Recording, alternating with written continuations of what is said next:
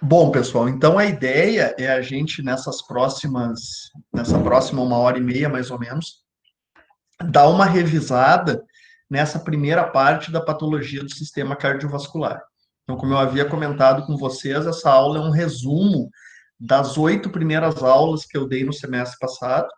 Então, a gente vai ver a parte mais importante, principalmente as características clínicas e anatomopatológicas de algumas das principais doenças que afetam o sistema cardiovascular.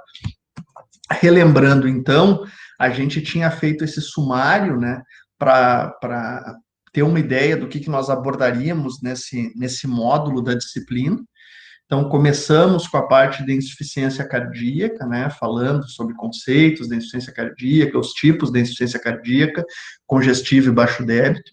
Depois, algo que a gente aborda dentro da patologia do sistema vascular, que são as tromboses e os tromboembolismos, mas também aborda dentro da patologia do coração, já que muitas vezes trombose e tromboembolismo em animais ocorre a partir do coração, de trombos formados no coração.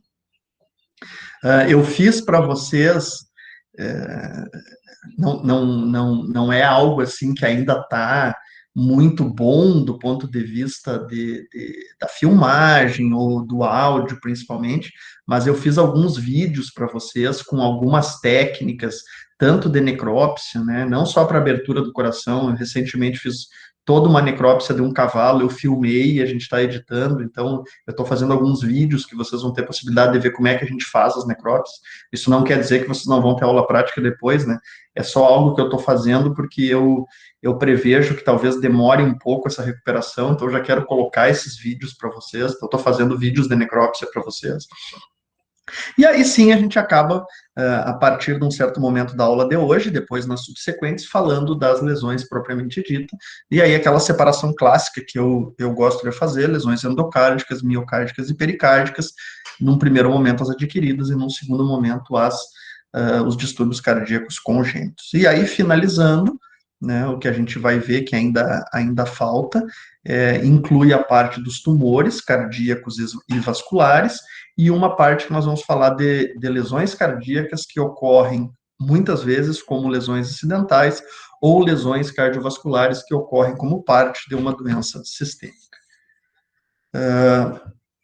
Recapitulando, então, né, a insuficiência cardíaca congestiva, a gente havia falado bastante que varia principalmente em relação à espécie animal afetada, como essa espécie vai manifestar tanto os sinais clínicos como os achados de necrópsia, né, as lesões que não necessariamente são aquelas cardíacas, né, mas sim as lesões consequentes do problema no coração, ou seja, que se manifestam fora do coração, e isso é extremamente variável, principalmente de acordo com a espécie animal. E aí comentamos bastante de como o gato, por exemplo, com insuficiência cardíaca, tende a fazer menos ascite e mais derrame pleural, e como o cão tende a fazer mais ascite e menos derrame pleural, como o bovino e o equino tendem a manifestar edema subcutâneo muito antes de manifestarem derrames cavitários. Então, tudo isso a gente tem que sempre levar em consideração quando a gente está falando de insuficiência cardíaca. A maneira, por exemplo, que o professor Saulo vai ver um cachorro quando ele está dando uma aula prática de clínica de pequenos com insuficiência cardíaca, não é exatamente a mesma maneira que a professora Anne vai ver um gato, e não é a mesma maneira que o professor Flávio Delacorte vai ver um cavalo. E isso é importante porque na formação daquele clínico de cada espécie, ele vai focar nas particularidades da manifestação das doenças em cada uma das espécies. Então, por exemplo, gato já faz menos insuficiência cardíaca congestiva, e quando faz, tem mais derrame pleural. Cão já faz mais insuficiência cardíaca congestiva, e geralmente ele tem ascite. Gato já faz mais insuficiência cardíaca de baixo débito do que cachorro. Então, essas particularidades, a gente comentou bastante, que você sempre tem que ter em perspectiva de acordo com a espécie que vocês vão trabalhar. Notem que nessa imagem, né, em que eu coloquei o cão numa posição bipedal, a gente vê esse aumento de volume acentuado no abdômen. Isso num cão de porte grande, facilmente, né, pode atingir aí os 5 a 10 litros de líquido. E lembrando que o líquido que se acumula por esse processo de insuficiência cardíaca congestiva, né, que tem como mecanismo de base o aumento da pressão hidrostática venosa, no cão ele tende a ser um líquido com grande quantidade de eritrócito. E isso faz com que ele seja, então, tingido de vermelho. Portanto, quando a gente drena o abdômen num cão e dali sai um líquido dessa coloração, a insuficiência cardíaca congestiva deve sempre ser uma das síndromes clínicas colocadas no diagnóstico diferencial, porque na grande maioria das vezes que a gente tem um líquido dessa coloração no abdômen de um cão, trata-se realmente de um caso de insuficiência cardíaca congestiva. Já a gente tem que levar em consideração que quando a gente drena, seja o tórax ou seja o abdômen de um gato, embora possa sair um líquido com essa característica, e isso também nos levar ao diagnóstico sindrômico da insuficiência cardíaca congestiva, existe a possibilidade desse líquido ser mais claro. Né? Então, eu diria para vocês que um líquido com essa coloração levemente alaranjada, né, um líquido muitas vezes translúcido, ou seja, que permite que a luz passe pela parede do tubo de ensaio ou do recipiente que tu está utilizando para manter aquele líquido ali dentro, né, aquele líquido que tu bota um jornal atrás que tu consegue ler. No cão é muito difícil que esse líquido tenha como origem o aumento da pressão hidrostática, ou seja, ele esteja relacionado à insuficiência cardíaca congestiva. Mas no gato, não. Né? No gato, há uma tendência do líquido acítico, mesmo em casos de cardiopatia congestiva, esse líquido ser mais claro. A mesma coisa acontece nos bovinos. Né? Os bovinos, assim como os humanos, têm muito pouco eritrócito no líquido e a tendência é eles terem um líquido mais rosado para o amarelo. E o gato tem um líquido mais amarelo, às vezes até para o incolor. Então, não é a mesma maneira que a gente pensa quando a gente drena o líquido do tórax ou do abdômen de um gato ou de um cachorro. Né? No cão, quando a gente vê essa característica intensamente vermelha, a gente vai para o lado dos problemas cardíacos, e no gato, quando a gente vê essa característica vermelha, a gente também vai para o lado dos problemas cardíacos. O problema maior é que no gato, muitas vezes, os problemas cardíacos estão associados com um líquido que não tem essa característica vermelha. Então, se a gente pensar do ponto de vista de formular o diagnóstico num gato como um cachorro pequeno, né, a gente tem uma chance muito grande de acabar errando o diagnóstico, ou pelo menos a suspeita, com base nesse critério. Muitas outras coisas também são assim, né? Por isso é tão diferente a clínica de pequenos animais do ponto de vista de tratar a medicina canina e a medicina felina. Bovinos, comumente com edema de peito, né, comumente com edema de barbela. Esse edema, então, é um edema subcutâneo. Isso pode acontecer bem antes do animal começar a acumular líquido no tórax e ter dispneia, ou de acumular líquido no abdômen e ter um grande aumento de volume abdominal, que no bovino, quando acontece acaba lembrando, às vezes, timpanismo. Isso não quer dizer que o cachorro não tem edema subcutâneo, né? Cães cardíacos, eles podem apresentar edema subcutâneo, mas geralmente quando um cão tem edema subcutâneo, ele está num quadro terminal já da insuficiência cardíaca congestiva. Diferente de um bovino, que muitas vezes está num quadro inicial da insuficiência cardíaca congestiva. Esses edemas podem acontecer. Um dos lugares que a gente vê no cachorro com mais facilidade são os membros pélvicos, mais especificamente na altura dos calcanhares, então a tendência de ficar com esse calcanhar inchado, né? E quando a gente aperta, lembrando que a marca fica, né? Fica aquilo marcado muitas vezes por até um minuto, aonde a gente fez aquela depressão, e isso é conhecido como sinal de Godet positivo, e esse edema também é encontrado nos livros mais antigos com o nome de edema cacifo, né? Que é o edema que a gente caracteriza pela presença desse sinal. Nos casos em que o cão tem insuficiência cardíaca congestiva esquerda, a manifestação ela pode começar tanto com episódios de tosse, e aí é necessário do clínico o conhecimento das abordagens para separar tosse que tem origem brônquica, né, e às vezes pulmonar, mas geralmente é uma tosse mais de origem traqueobrônquica, de tosse de origem cardíaca. A tosse de origem cardíaca, ela acontece não apenas pelo edema pulmonar, é claro que o edema pulmonar faz com que o paciente tenha que expectorar o líquido que está dentro da árvore brônquica, então isso também leva a tosse, mas geralmente o paciente cardíaco com edema pulmonar, ele tem muito mais dificuldade para respirar, ele tem muito mais a tendência a assumir determinadas posições, como permanecer muito tempo sentado, né, e não querer se deitar, e elevar a cabeça na tentativa de capturar o ar, né, de estender as narinas, do que realmente tossir. Então, o edema pulmonar, a ponto de causar tosse no paciente, geralmente é aquele edema pulmonar que está mais relacionado com um quadro já próximo, muitas vezes, da morte. Né? Geralmente, o edema inicial ele é visto mais como um cansaço, mais como uma incapacidade respiratória do que tosse. E, geralmente, a tosse cardíaca, ela tem uma relação muito grande com o aumento de volume do coração. O fato do coração estar grande. E, por estar grande, a base do coração comprimir a traqueia. Então, a tosse cardíaca está mais relacionada com a compressão da traqueia do que realmente com o edema pulmonar. O edema pulmonar é mais associado com a dificuldade respiratória.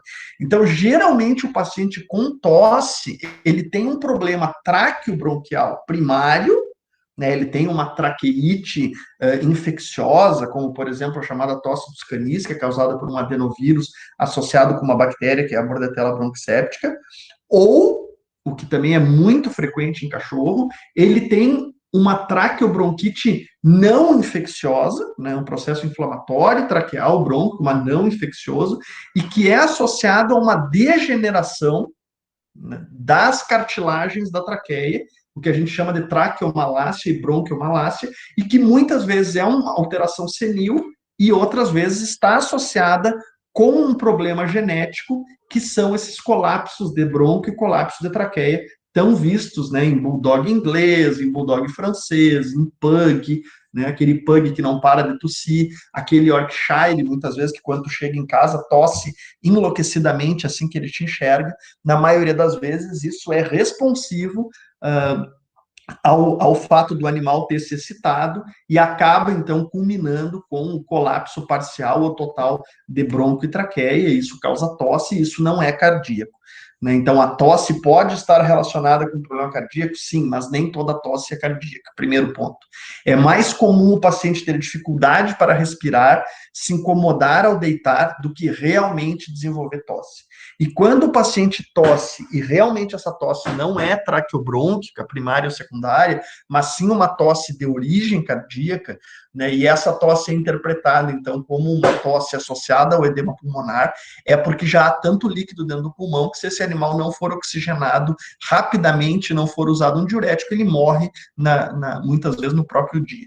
Então, a tosse é muito mais uma consequência, do ponto de vista da cardiologia, de um coração de grande volume que comprime a traqueia e por isso faz o reflexo da tosse, do que, na verdade, a tosse está relacionada primeiramente com o edema pulmonar.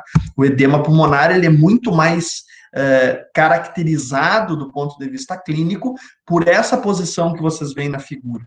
Né? Um animal que ele tenta deixar o pescoço cada vez mais estendido para conseguir captar um pouco de ar, né, porque ele está sentindo uma falta de ar impressionante. Então, notem que ele tem o pescoço distendido, ele tem os cotovelos afastados, e isso nós chamamos, em semiologia, de posição ortopneica. E essa é uma posição muito típica de paciente que não consegue fazer a troca gasosa. Então, isso sim pode ser causado pelo edema pulmonar, né, em decorrência de uma pneumonia, ou pelo edema pulmonar em decorrência de uma insuficiência cardíaca congestiva. Nos humanos, esse aspecto é muito típico daquele paciente fumante terminal que tem enfisema pulmonar e que não consegue também fazer a troca porque não consegue eliminar o ar de dentro dos pulmões. Né? Nos animais, no gato, a gente ainda vê, ocasionalmente, casos de enfisema pulmonar associado com quadros terminais de asma felina, mas em cachorro não é muito comum o enfisema pulmonar, e na maioria das vezes que a gente tem a posição ortopneica, isso está relacionado, portanto, a problemas de inflamação, pneumonia, né, ou edema, problemas circulatórios com edema pulmonar. Nesses casos muito graves de dificuldade de troca gasosa, os animais podem ter a mucosa oral, a língua, ou até mesmo a pele, que é mais fácil de ser vista, lábios, né, plano nasal, periocular, orelhas, com a coloração acinzentada, que é a característica típica da cianose. E naqueles pacientes com edema pulmonar gravíssimo, né, que são terminais, como esse Doberman que vocês veem na figura, começa a sair pelas narinas e pela boca uma grande quantidade de líquido misturado com ar que acaba formando uma espuma. Né? E essa espuma, ela está vindo da garganta, e anteriormente ela está vindo da traqueia, e anteriormente ela está vindo dos brônquios, e anteriormente ela está vindo das junções bronquiloalveolares, e isso sim é a manifestação mais exacerbada de um paciente desenvolvendo edema pulmonar. Esses líquidos, quando são mandados para o laboratório, esses líquidos drenados do tórax ou da cavidade abdominal, sejam eles líquidos mais avermelhados ou menos avermelhados, de acordo com a espécie, como eu havia comentado, esses líquidos, geralmente, eles se caracterizam por ter uma celularidade muito parecida com a celularidade do sangue, até porque eles são, basicamente, sangue que está passando por entre as células endoteliais através desse aumento da pressão hidrostática, então leva leucócito, leva eritrócito, leva proteína, são líquidos bastante proteicos, né, chegam facilmente a ter um nível proteico parecido com os líquidos inflamatórios, com os exudatos, mas eles não têm a celularidade que permite classificá-los como um líquido inflamatório. Então eles ficam num limbo entre aquele derrame cavitário que nós chamamos de transudato, que geralmente é associado à diminuição da pressão oncótica ou alterações linfáticas, que é um líquido extremamente pobre em célula e proteína. Então, eles estão entre esse tipo de líquido e o exudato, que é um líquido rico em células e rico em proteína. Então, eles estão naquele meio do caminho, nós chamamos esses líquidos de transudato modificado, e eles podem ter uma quantidade maior, menor de proteína, maior, menor de célula nucleada, leucócito, e maior ou menor de eritrócito. Geralmente, quando a gente centrifuga esses líquidos, a parte de eritrócito acaba ficando sedimentada no fundo, e na maioria das vezes isso corresponde a um equivalente do capilar de microhematócrito a menos de 10%. Isso é muito importante, porque existe também aquele tipo de derrame cavitário, torácico abdominal, que nós chamamos de hemotórax, de hemoperitônio. E esse tipo de líquido que nós chamamos de hemotórax e hemoperitônio é um líquido que ele tem sangue em grande quantidade, ou seja, tu tem uma ruptura de uma víscera, né? Tu tem uma ruptura do pulmão, de vasos da base do coração, se for um hemotórax, ou tu tem uma ruptura do baço, uma ruptura do fígado, uma ruptura do rim, se for um hemoperitônio, e o sangue se derrama, o derrame é sanguíneo, o sangue extravasa para o abdômen. Então, se é sangue vivo, quando eu faço um capilar a partir daquele líquido e eu rodo ele na centrífuga, a tendência é que ele vai ter um valor de microhematócrito semelhante ao do sangue, 30, 40. Se o animal tiver anêmico, 20, 30. Mas nós temos um ponto de corte de 10%. Então, a gente costuma dizer que se tu tem um líquido que tu colocou num capilar, centrifugou e deu mais de 10% o microhematócrito, isso deve ser sangue vivo. Isso deve ser sangramento, né, a partir de algum órgão, e geralmente isso é de órgãos parenquimatosos, e pode ser primário por um trauma ou secundário por um tumor rompido. E isso geralmente está associado a uma coloração intensamente vermelha, mas principalmente a um valor de microhematócrito maior que 10%. que não é o caso dos problemas cardíacos. Quando tu tem um líquido cardíaco, ele não é sangue, ele é um líquido com um pouco de sangue. Então, é como se tu tivesse pegado um vinho, ou como se tu tivesse pegado um refrigerante e diluído aquilo na água, né? Então, ele fica mais claro. E a gente, com mais experiência, olha e já vê que isso aqui não é sangue vivo, isso aqui é um líquido de gira sangue. Mas muitas vezes o veterinário que ainda não tem uma grande experiência, ou o médico que ainda não tem uma grande experiência, ele pode olhar isso aqui e dizer assim, será que isso aqui não é sangue pela ruptura de uma víscera? Então aí é recomendado rodar o capilar, e geralmente isso dá entre 1 e 5%, e nunca isso ultrapassa 10%. Então, o transudato modificado, mesmo do cachorro, que é rico em hemácia, é muito difícil ele ultrapassar 5% no capilar de microhematócrito, e ele não pode ultrapassar 9%, porque a partir de 10% nós já passamos a considerar isso. Então, é o nosso ponto de corte para colocarmos isso como um sangue vivo e não como um transudato modificado.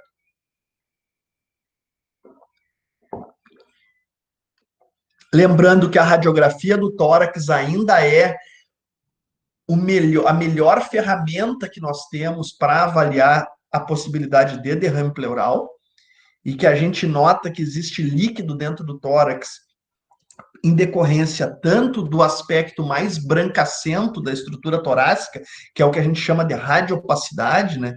Ou seja, aquele tórax que deveria, quando tu olha na radiografia, ser completamente preto, né? Por quê? Porque ali basicamente tem pulmão, e aqueles pulmões eles estão cheios de ar, né? E o ar tem essa característica de ao não captar a radiação, ele permanecer preto, né?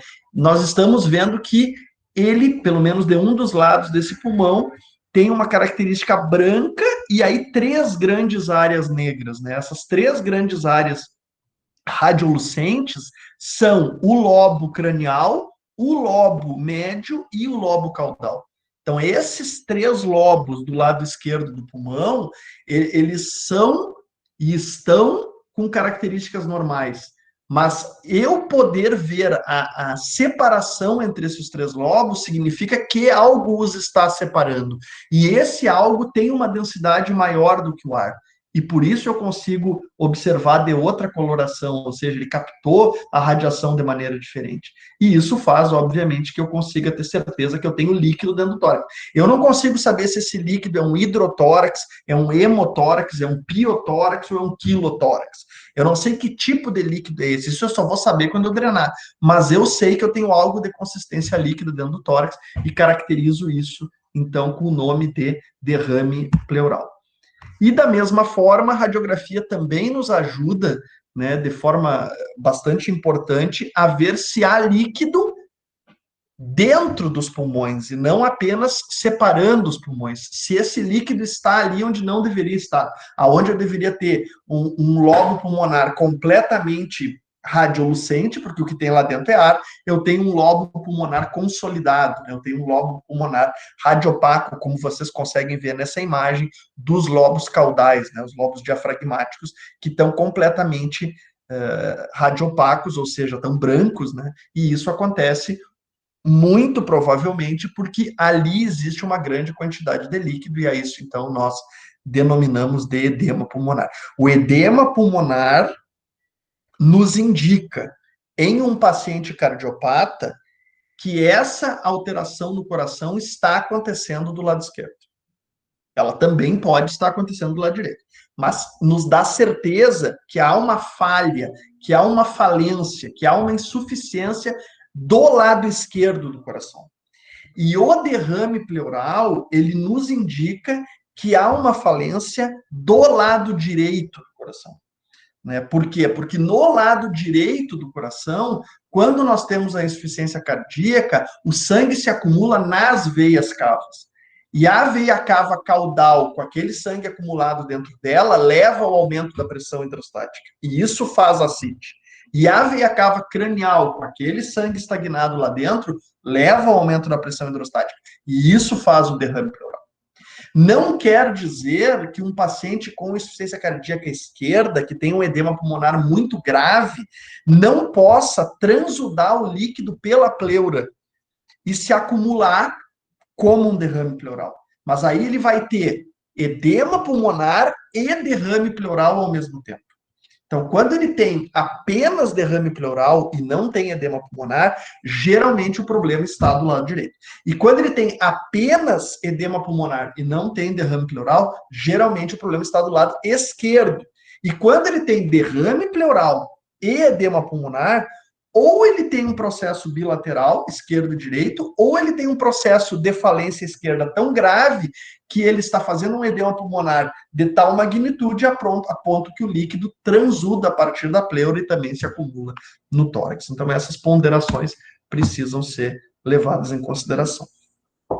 Na necrópsia, quando a gente começa a fazer a abertura do cadáver, se ele tiver edema subcutâneo, a gente já observa esse material gelatinoso, geralmente incolor, depositado no subcutâneo.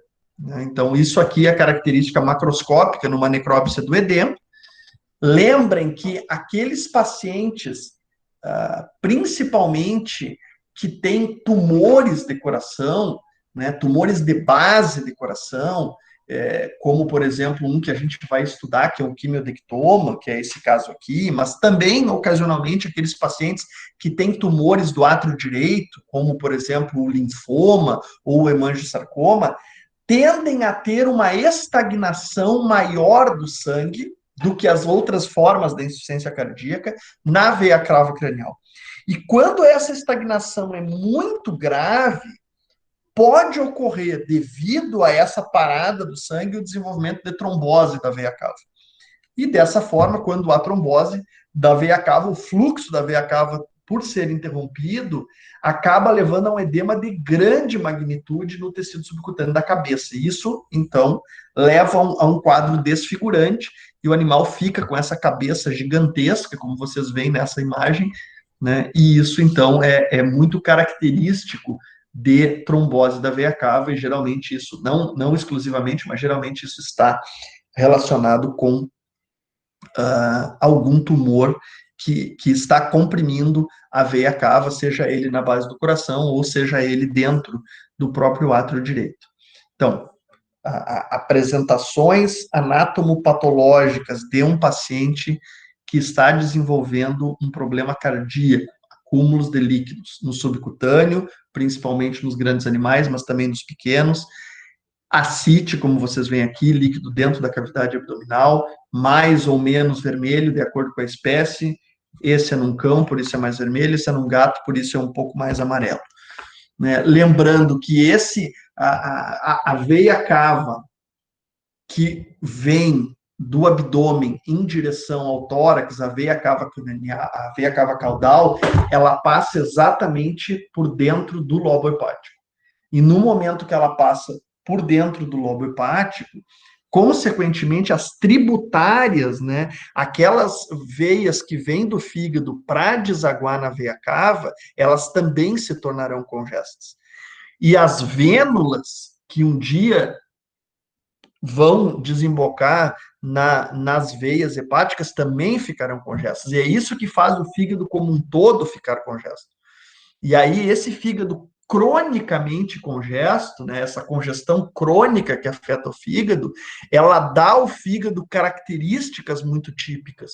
Ou seja, ela deixa o fígado aumentado de volume, porque ele tem mais sangue, né? E quando mais sangue é colocado em algum lugar, aquilo aumenta de volume.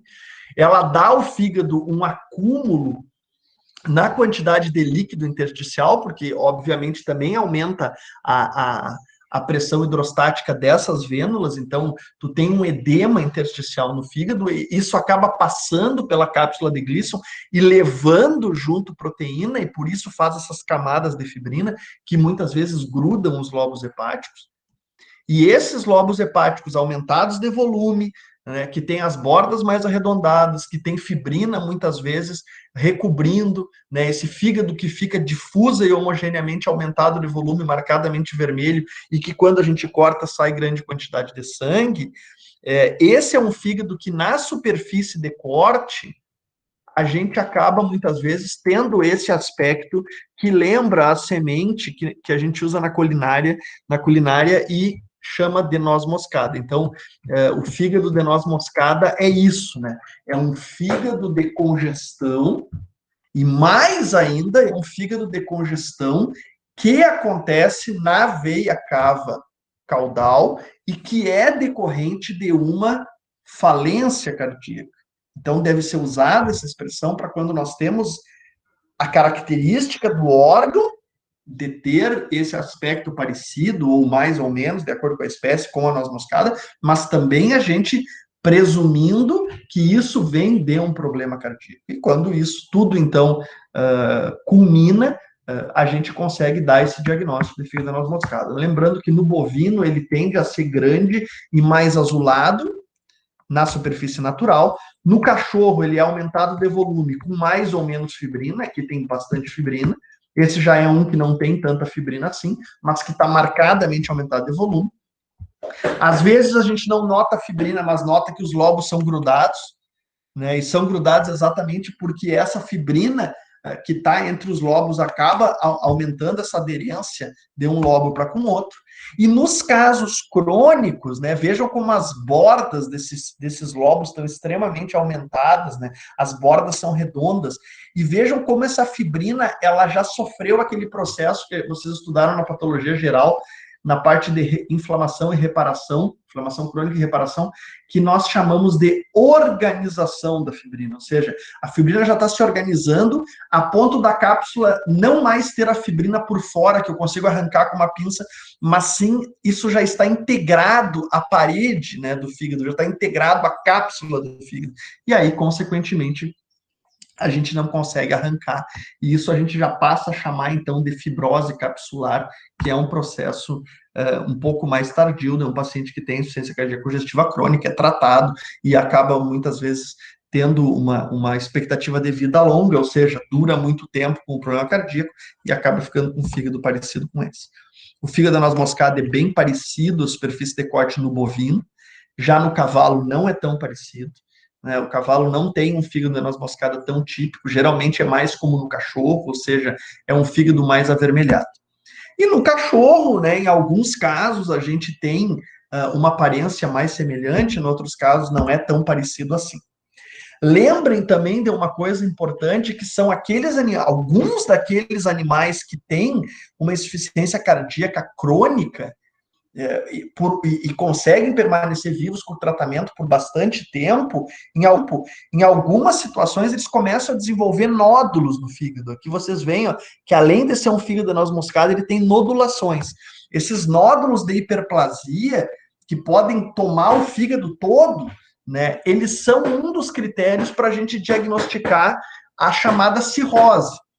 Só que nesse caso, isso não começou como um problema primário do fígado. Então, não há uma tendência de nós, patologistas, não chamarmos essa cirrose, embora ela ocorra no fígado, de cirrose hepática. Porque quando a gente fala o fulano tem cirrose hepática, a gente está se referindo ao mesmo processo reparativo do fígado, com nódulos de regeneração, mudança de cor, mudança da arquitetura, principalmente vascular, mas que iniciou no fígado, ou seja, ele teve danos crônicos ao fígado por uma toxina de uma planta, por um medicamento que ele usou por muito tempo, ou por um determinado micro-organismo, como um vírus, ou em alguns casos de cirrose que começa na árvore biliar, um parasito, né, um nematóide ou um trematóide. Nesses casos, a gente chama de cirrose hepática. Mas, mesmo que a gente esteja falando do fígado, mesmo que a gente esteja falando do processo reparativo, da fibrose, da hiperplasia nodular, quando o processo primário é congestivo, ou seja, vem de uma falência cardíaca, a gente tende a associar o nome cirrose à sua origem, que não foi no fígado propriamente dito, mas sim no coração.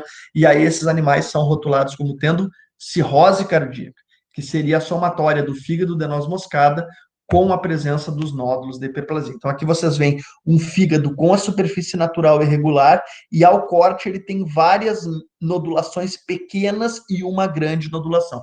Isto também é cirrose, mas isto não é aquela manifestação do fígado que parece um choquito, né, no cachorro, que é o típico fígado cheio de nódulo grande da regeneração, que a gente vê quando o processo hepático é primário, ou seja, um animal que foi crônica e gradualmente afetado por toxinas, geralmente toxinas de plantas ou toxinas produzidas por fungo, né, como a micotoxicose, e acaba levando, então, a esse padrão. Então, à esquerda, vocês têm um fígado na noz moscada clássico, e à direita, vocês têm cirrose cardíaca, ou seja, formação de nódulos de regeneração em cima de um fígado de noz moscada. Né? Pode chamar os dois da noz moscada, não tem nenhum problema, mas esse com as nodulações é comum a gente se referir a ele como cirrose cardíaca. Se ocorre a observação, quer fazer alguma pergunta? Eu queria, é que eu estava olhando junto com o que eu anotei na outra aula, e eu tinha escrito que na cirrose cardíaca o fígado apresenta tamanho reduzido. Tá errado ou tá certo? Eu me confundi. Não tá errado pelo seguinte, porque um dos conceitos que a gente utiliza para chamar o fígado afetado, né, por alguma alteração crônico-degenerativa de cirrose, consiste em modificação da cor, modificação da textura e modificação do tamanho. E aí, geralmente, a gente diz que ele perde a coloração tradicional escura, ficando mais claro, indo para o lado de um amarelo fulvo, né, que seria tipo mostarda. Então, ele vai ficando mais da cor daquela mostarda amarela que a gente come no cachorro-quente, embora ele passe por fases anteriores em que ele não é tão amarelo assim. Então, ele sairia de um vermelho para uma mostarda marrom e depois para uma mostarda amarela no final. Ele tem as características da textura, porque, obviamente, ele tem mais tecido conjuntivo, então ele é mais firme, e ele tem a mudança na característica do tamanho, que ele vai ficando cada vez menor. Né? Acontece que Oi, só um minuto. Oi. O carregador da bateria, ou está dentro da minha pasta, dá uma olhada se não está dentro da minha pasta, ou está na minha... Se não está aí na pasta, tá aí? Tá. Então, para te dizer que um fígado é cirrótico, ele tem que ter essas três características. Ele tem que ter uma cor alterada, que nesse caso do exemplo que está na tela, ainda não é o amarelo, mas já é uma alteração da cor. Ele tem que ter a textura alterada, então, embora vocês não possam tocar nesse fígado, quando a gente corta ele é mais firme, porque ele tem mais fibrose e ele já tem nódulo de regeneração, e ele tem que ter o tamanho reduzido. Só que o tamanho é um pouco complicado da gente comparar nessas duas fotos, porque às vezes eu tenho um fígado que eu quero mostrar para vocês, ele é de um Cocker, e o outro é de um Pinscher. Ou eu tenho um do Cocker e tenho um do dinamarquês. Então eu teria que ter o mesmo fígado desse cachorro antes dele sofrer isso, para eu mostrar o tamanho. Né? Então a foto eu não comentei que o fígado está diminuído, porque geralmente, para a gente falar em diminuição de fígado numa espécie que tem tanta heterogeneidade de tamanho por causa das raças, a gente sempre tem que usar uma fotografia dele na cavidade. Então, por isso que eu não comentei, mas tu tá correto no que tu falou. Ele para a gente chamar desse rosa, ele tem que estar menor. Entendeu? Sim, obrigada, professor. E uma outra característica é ter esses vasos extremamente congestos. Né? De ter esses vasos que a gente olha na necrópsia, parece que eles têm uma quantidade maior de sangue no interior. Em relação ao tórax, quando tem derrame pleural, uma das coisas que a gente vai notar durante a abertura do tórax é que tem uma quantidade excessiva de líquido lá dentro, né?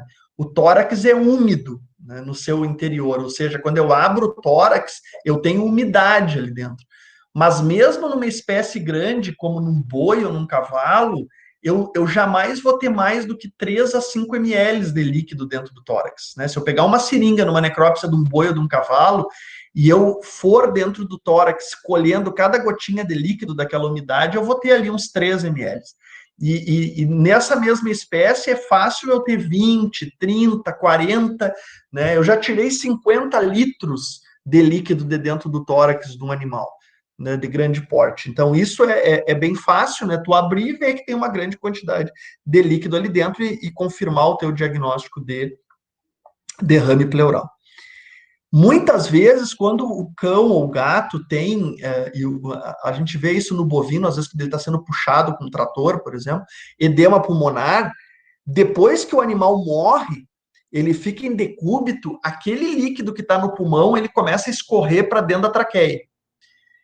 E aí, no momento que tu começa a movimentar o cadáver, ou seja, tu amarra uma corda, amarra um laço no posterior de um bovino e começa a puxar ele, o efeito de tu puxar ele pelos membros faz com que o líquido se movimente dentro da traqueia e isso acaba fazendo o líquido sair pelo nariz. Então, isso é muito comum também e às vezes um pouco assustador, porque vocês sabem que é cada vez mais comum, isso começou nos Estados Unidos, mas hoje já chegou no Brasil, já chegou no interior do Rio Grande do Sul, o tutor querer ficar junto durante a eutanásia.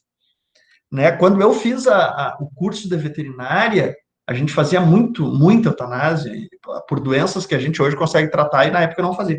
Era muito raro um proprietário querer ficar junto. Era muito raro. E o veterinário já dizia na lata, assim, dizia, olha, é melhor ficar esperando na sala.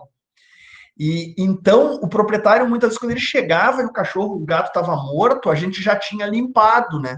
Então já não tinha mais urina, fezes e edema e líquidos de edema. E hoje, como o tutor às vezes acaba querendo assistir a eutanásia, porque existe toda uma máxima dele ficar com o cachorro até o fim, né? Do cachorro saber que ele está ali com ele na hora da eutanásia.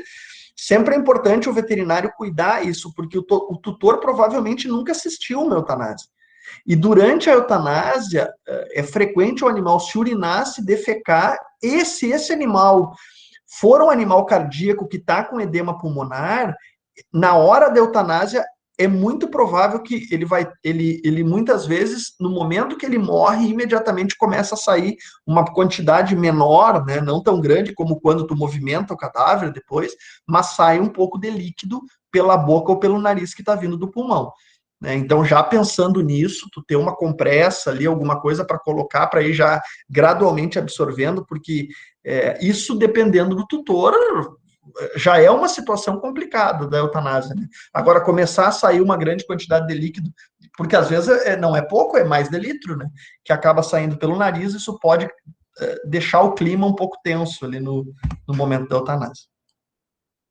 Vejam o pulmão como não colapsa quando a gente abre a cavidade torácica, né? Aquilo que eu sempre comento com vocês, abriu a cavidade torácica, o pulmão tem que colapsar. Por quê? Porque ele só tem líquido lá dentro. Então, no momento que tu abre e não colapsa, obviamente é porque tem uma grande quantidade de ar misturado com líquido no seu interior. E aí, ó, esse pulmão escuro, né, não esse pulmão rosinho, que quando a gente abrir a traqueia, essa é a espuma com o líquido, né, essa é o tipo de conteúdo que, na hora da eutanásia, dependendo da posição do paciente, ele vai começar a sair pela cavidade nasal. Às vezes com mais, às vezes com menos eritrócito, e é isso que dá o mais ou menos vermelho, né, no líquido que está saindo. O corte do pulmão com edema, vejam que brota líquido de dentro da árvore brônquica. Esses fragmentos, quando são colocados em formol, geralmente, então, eles afundam com facilidade, né? E isso é uma das marcas registradas de nós estarmos frente a um caso de edema pulmonar na necrópsia. Pessoal, querem tirar alguma dúvida dessa parte? Nesse momento? Querem perguntar alguma coisa? Eu tenho uma pergunta meio aleatória. Dá para chamar edema de barbela? Edema de barbela dá para chamar em todas as espécies ou só bovino? Não, só nas espécies que tem barbela, né? Por exemplo, seria estranho tu dizer edema de barbela num cachorro. Edema de barbela é uma expressão para bovino. É porque eu já vi veterinário falando para cachorro, daí eu fiquei meio confusa mesmo. Fica um pouco estranho, né? A gente entende, né, o que ele está falando. É como quando eu digo assim, olha, o cachorro tem uma lesão no calcanhar, né? Tu entende o que está falando, mas calcanhar não é uma palavra que a gente usa em cachorro, porque o cachorro não tem um calcanhar, né? Ele tem um calcânio, mas não tem um calcanhar. Então, assim, mas tu entende, né? Então, eu não acho errado, eu acho simplesmente não é muito usual. falar barbela para algo não bovino. Profi. Mais alguma pergunta? Eu tenho uma pergunta.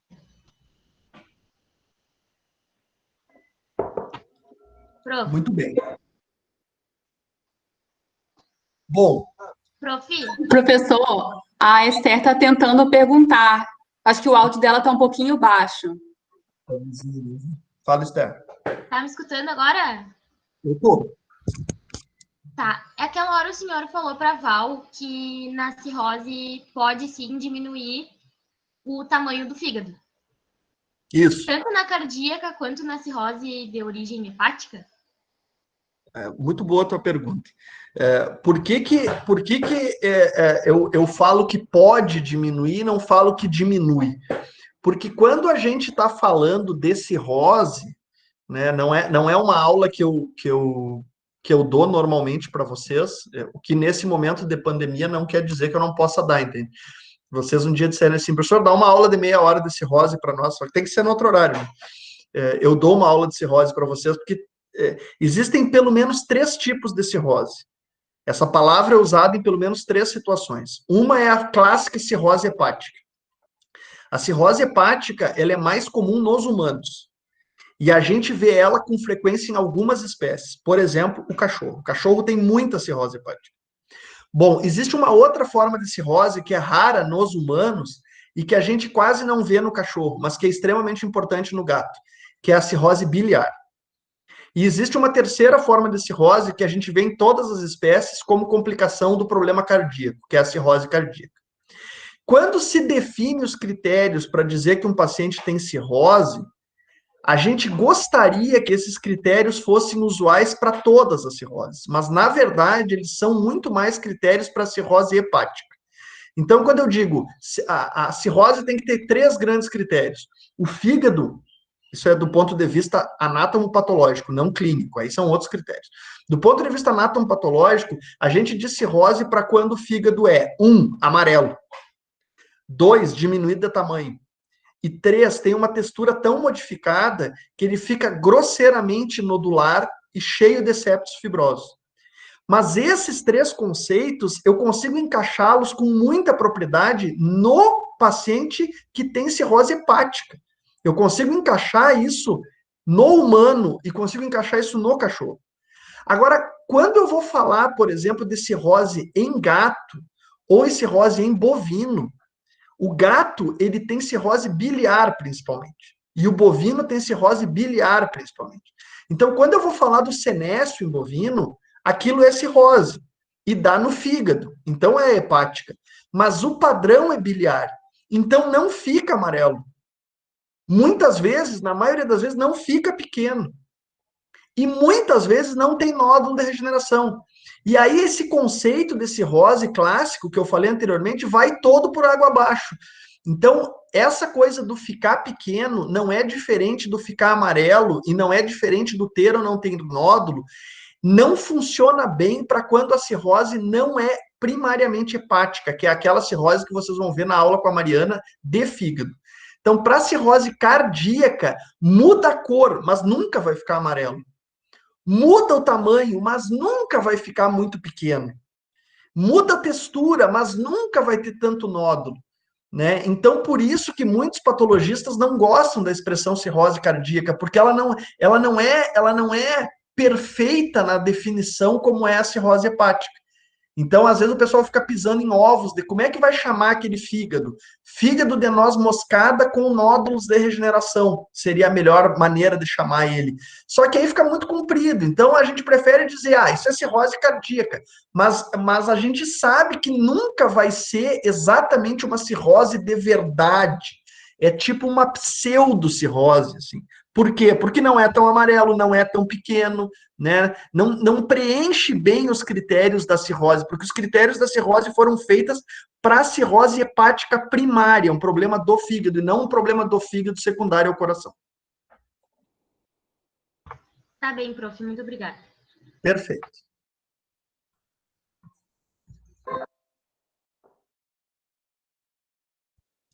Bom, o baixo débito, eu quero que vocês voltem a lembrar duas coisas, né? A primeira é que quando o baixo débito chega numa fase em que o quadro é extremamente grave de não perfusão dos tecidos fundamentais, né, que o corpo começa a ter que escolher quem é que ele vai perfundir, porque a pressão arterial é tão baixa, o coração tem tão pouca capacidade de mandar sangue, que baixa tanto a pressão arterial sistólica, esse paciente entra naquele quadro de má perfusão dos tecidos que a gente chama de choque.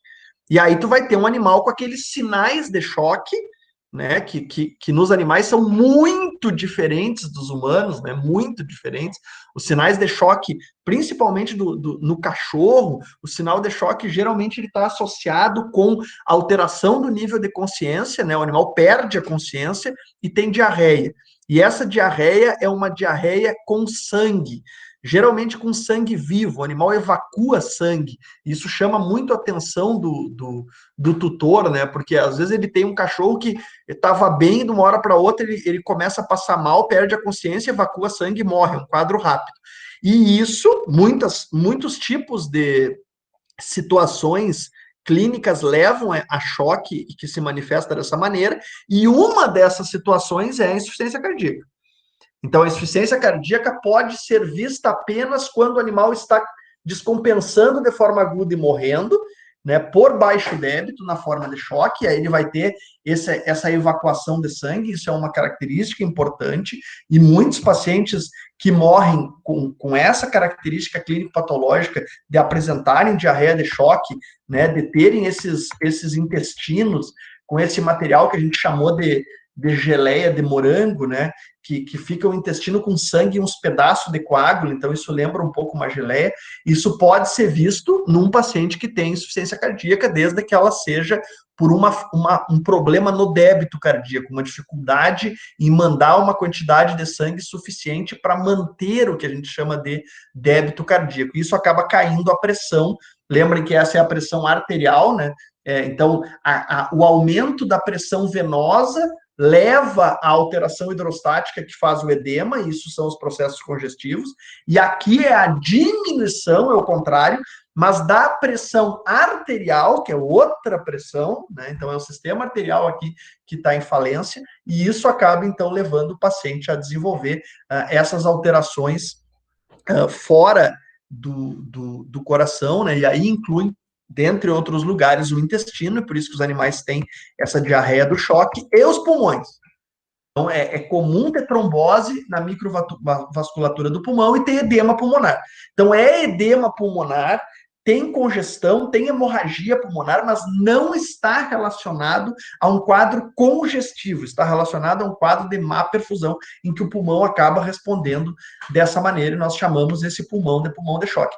E uma das formas que nós temos de separar o pulmão de choque, que lembra muito o pulmão congestivo, né, com edema da insuficiência cardíaca congestiva, é na microscopia, em que, além do edema e além da congestão, eu tinha comentado com vocês que existem alguns critérios que nós patologistas usamos para caracterizar um pulmão de choque, que é a lesão dos capilares arteriais.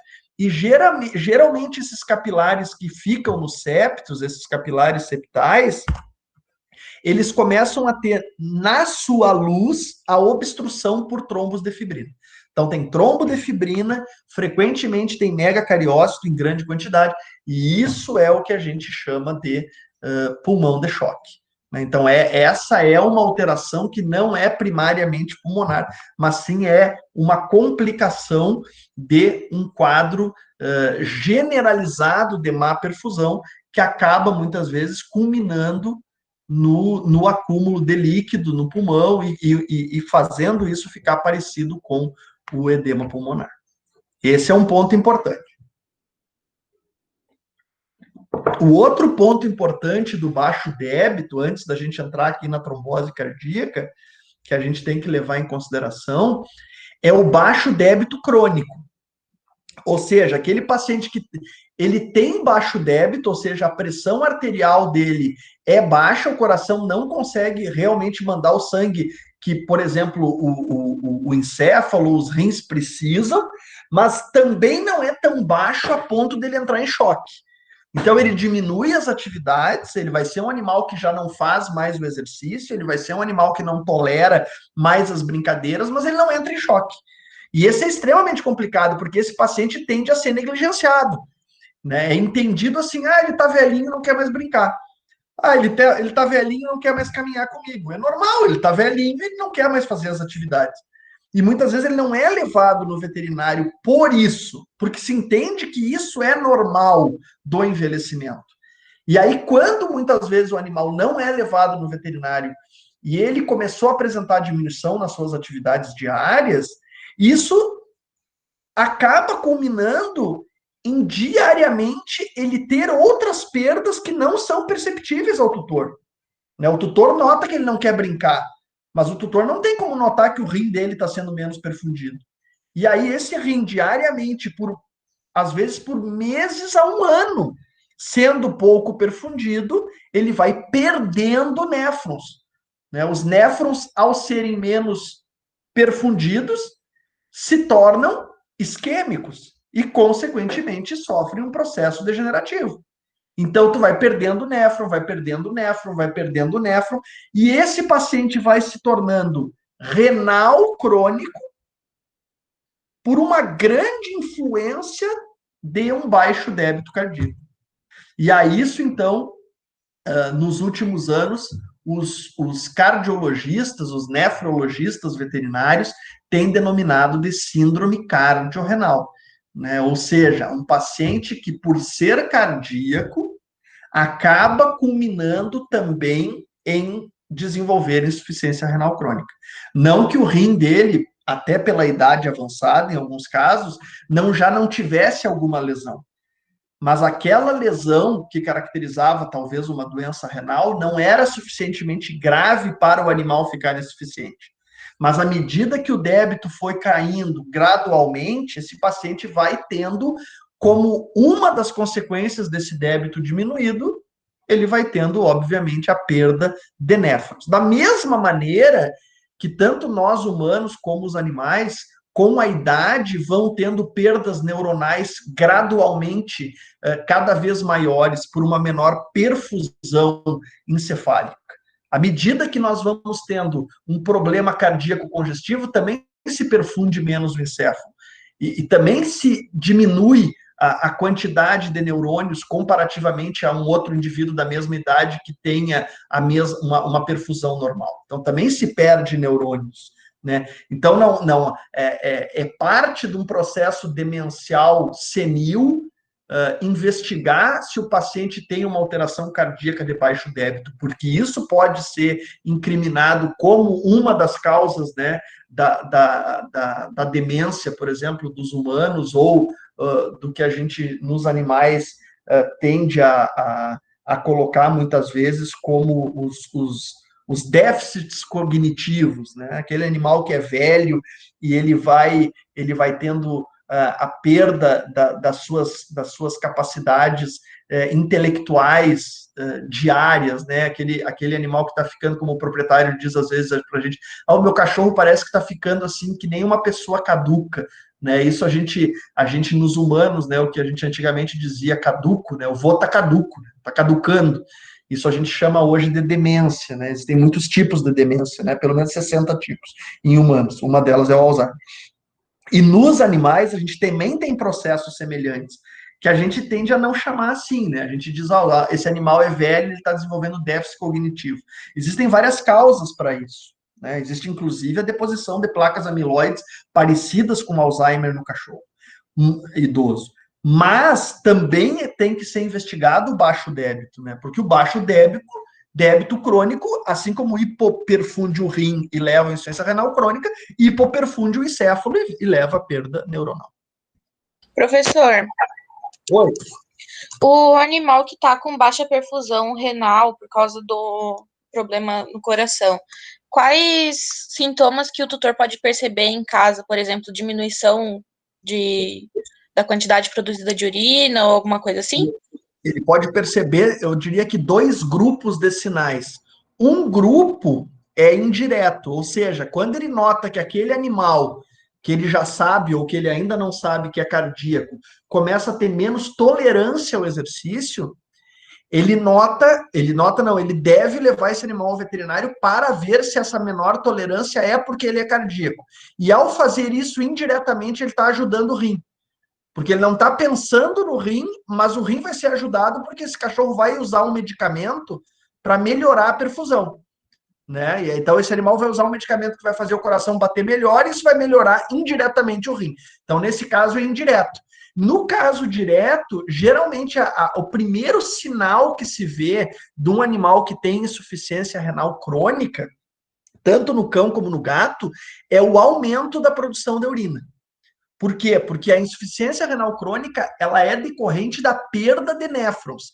E um dos fundamentos básicos da fisiologia do néfron é a capacidade de reabsorção de líquidos.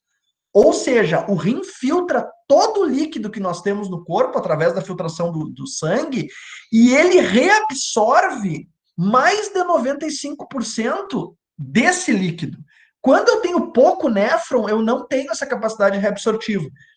Consequentemente, o animal toma água e ele não consegue, ao tomar a água, tomar a quantidade de água, muitas vezes, que ele precisa para manter a sua hidratação. Então, ele começa a ficar desidratado porque ele perde muito líquido. E aí, uma das maneiras que o tutor tem de ver isso é que ele tem um cachorro, por exemplo, que está urinando mais do que o normal. Ele levava o cachorro 3 vezes por dia para urinar, e agora, se ele levar, né, descer lá do apartamento 3 vezes, nos intervalos entre elas, o cachorro vai urinar dentro de casa. Essa é uma possibilidade. A outra é tu ter um gato que tu limpava a bandeja 2 vezes por dia e tinha, cada vez que tu limpava, um xixi. Agora tu limpa e tem uma plasta enorme de xixi.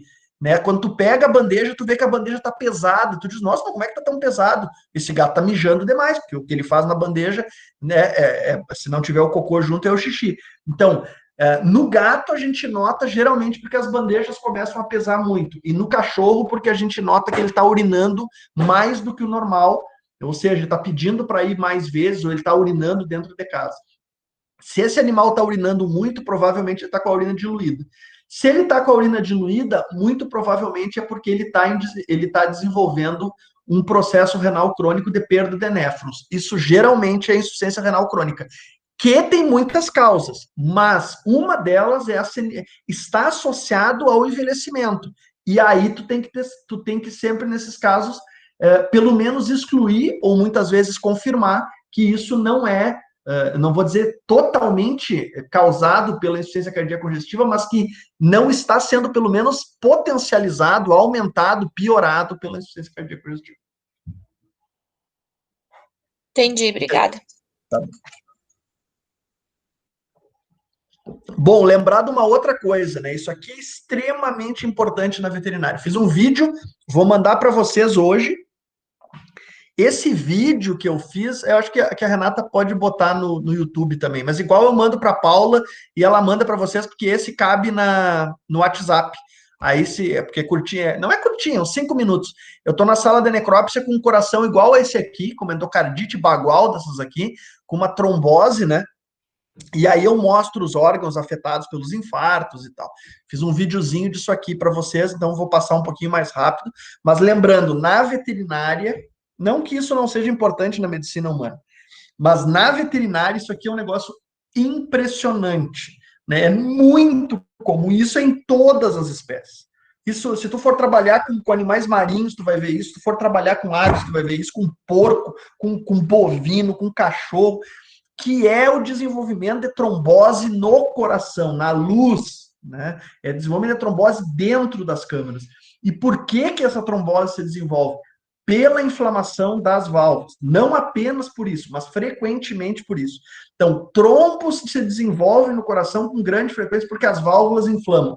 E as válvulas inflamadas, que é o que a gente chama de endocardite valvar, porque a válvula é recoberta, né, pelo endotélio, então, no momento que ela perde esse endotélio no processo inflamatório, ela expõe o colágeno e faz o trombo, as válvulas inflamadas são inflamadas, em 99% das vezes, por bactérias. E por que essas bactérias chegam ali? Chegam ali porque o corpo não dá mais conta de vencê-las. Você sabe que quando uma bactéria cai na circulação, quem tira ela do sangue é o baço. Por isso que o baço tem a sua importância, né? Tu pode viver sem baço, mas é muito perigoso, né? Ou seja, se uma bactéria cai na tua circulação, se tu tá com um processo infeccioso, seja na garganta, no dedo do pé, onde for, e cai bactéria na circulação, os macrófagos do baço tiram essa bactéria. Se tu não tem baço, tu não tem esses macrófagos para tirar essas bactérias. Primeiro ponto. Segundo ponto, se cai mais bactéria que o baço é capaz de tirar, essas bactérias vão continuar na circulação. E aí, as bactérias têm um tropismo. Dentre alguns locais do corpo, um é a válvula. E isso, com exceção dos bovinos, que é mais comum na tricúspide, em todas as outras espécies é mais comum na mitral. E aí inflama a válvula e faz o trombo.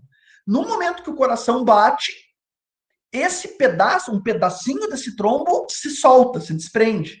E aí ele emboliza. E ao embolizar, né, ao sair pela aorta, ele acaba indo para algum lugar. E esse algum lugar, né, tem algumas variações de acordo com aonde está o trombo. É lógico, né? Por exemplo, no bovino, como o trombo está com mais frequência na tricúspide, se sair pela artéria pulmonar, o único lugar que pode ir é o pulmão.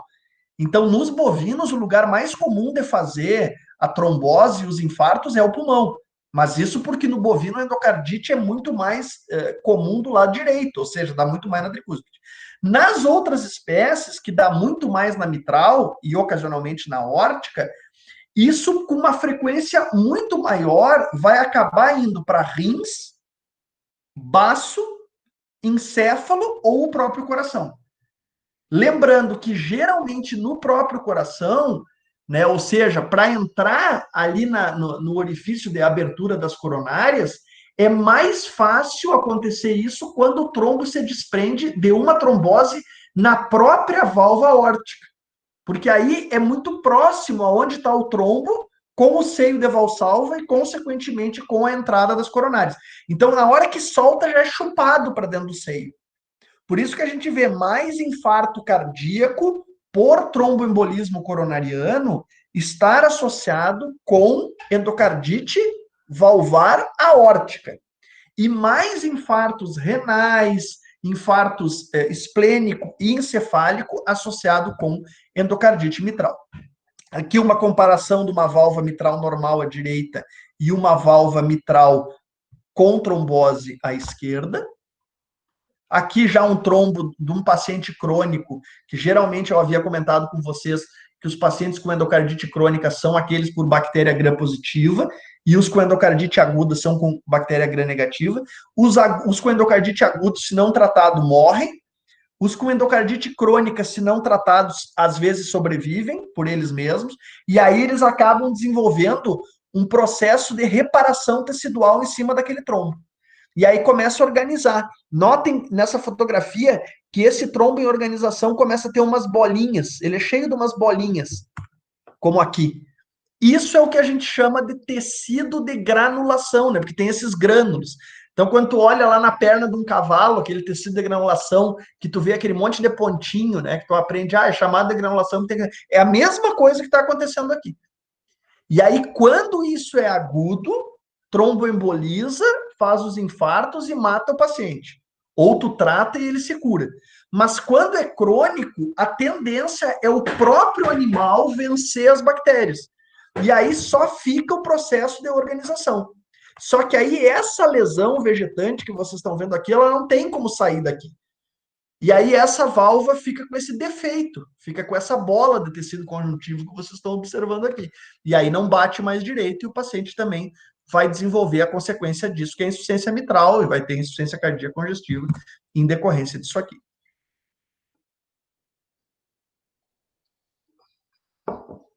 Lembrando, então, que quando ocorre endocardite valvar, geralmente é na mitral e o órgão mais afetado pelos infartos são os rins. Aqui vocês veem um clássico infarto naquela forma de cunha, né? Que a gente olhando nessa superfície parece um triângulo. Ó.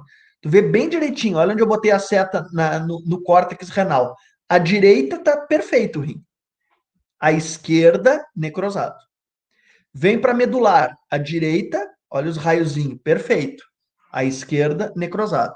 A mesma coisa na parte do polo aqui, ó. Tem outra linha E aí tu fica, né, uma espécie de um triângulo bem direitinho, que é a área de infarto. Pode causar um infarto do rim inteiro, o que a gente chama de infarto total, pode, mas não é comum. Geralmente o que a gente tem são esses infartos grandes que pegam 1/3, pegam 1/4 do rim, que a gente chama de infartos subtotais. Mas isso aqui já vai fazer o paciente perder uma boa parcela de tecido renal. O que clinicamente esses animais apresentam? Eles apresentam febre, mal-estar em decorrência do processo inflamatório da endocardite que está acontecendo, sem dúvida, né? Se tu fizer um hemograma, eles vão ter leucocitose. Geralmente essa febre, ela não é o dia inteiro, ela é uma febre em picos, né? O animal chega a 40, 41 de temperatura, depois ele volta para 37, 38, passa algumas horas bem, depois de novo. Então ela oscila, então tem que ser mensurada a temperatura hora em hora, quando o animal está internado, né? E não uma vez por dia, porque senão tu não pega o pico da febre. E a outra manifestação importante é consequência dos infartos. Então, por exemplo, se ele tem infarto no rim, provavelmente ele vai ter muita dor à palpação da região renal. Quando tu palpar a região renal, ali a região lombar, ele vai ter dor. Se ele tiver infarto no baço, existe a possibilidade de tu ver esse aumento de volume dos infartos ultrassonograficamente. E existe a possibilidade também, embora não seja tão frequente, desses infartos romperem. E aí o animal acaba tendo um hemperitônio, líquido livre na cavidade. Então aí essa pode ser uma outra manifestação.